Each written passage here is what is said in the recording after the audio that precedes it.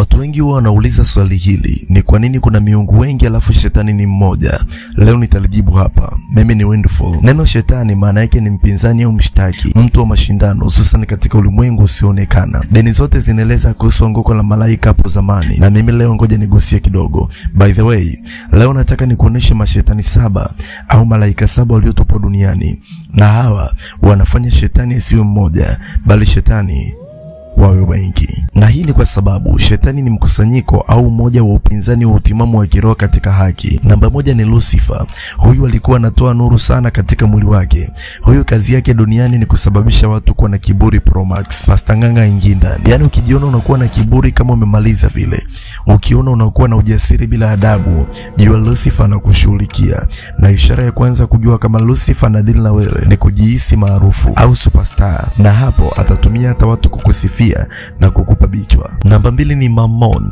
Huyu ni aina ya shetani ambaye anadili na tamaa ya pesa. Yaani huyu anakufanya unapenda pesa mchaga haoni ndani. Wewe ukitongozwa unamuona mwanaume kama roba la pesa, jua kabisa huyu Mammon yupo na wewe mpaka utekwe. Haya, namba 3 ni Asmodeus. Huyu anakufanya uwe na tamaa ya mapenzi kupita kawaida. Huyu anahusika na kuharibu hatima za vijana wengi wa kike na wa kiume. Hakuna kitu mbaya kama kupenda chini. Nyota yako na taa yako inazima kwa sababu ya huyu pepo anaitwa Asmodeus.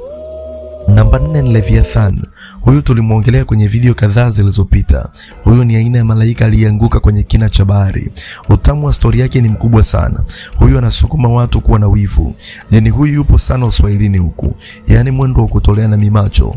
Ukiingia ndani na TV basi shida. Yaani huyu jini naona aliangukia bongo kabisa. Huyu anafananishwa na joka kubwa linalotawala bahari. Sasa kama ukubwa wake ulivyo, ndivyo ukubwa wa wivu ndani ya mtu, ambao unaanza kidogo kidogo, mwishowe mtu anaua kisa wivu. Namba 5 ni Beelzebuli. Huyu ni pepo anayesukuma watu kuwa walafi.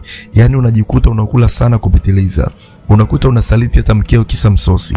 Huyu jini naona aliangukia kwa vitoto vya chuo. Ukikipa miogo tu masomo basi. Namba 6 ni Shetani. Huyu ni jini anayewasha moto wa hasira ndani ya mtu. Huyu anakuchochea, hunywi maji mpaka ulipe kisasi. Huyu story yake ni pana na inatisha mno, maana jina lake ndo linabeba haya majini yote. Namba 7 na mwisho ni Belphego.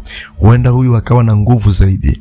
Huyu ni jini anayeleta uvivu na ulegevu. Huyu akiingia watu ni kama wanalala hivi, analaza akili, analaza fahamu. Sasa huyu jamaa na mlango wake mmoja mkubwa zaidi. Leo na uweka wazi. Mlango huo ni website za ngono na movie za utupu. Mtu yoyote anayeangalia movie za utupu na yuko mwenyewe lazima ajichue. Na mtu yoyote anayejichua anapoteza nguvu kwenye magoti na mikono. Na hiyo inafubaisha ubongo na kuleta uvivu na ulegevu. This demon is not for beginners. Kwa mujibu wa utafiti, uvivu unaua watu wengi zaidi kuliko sigara.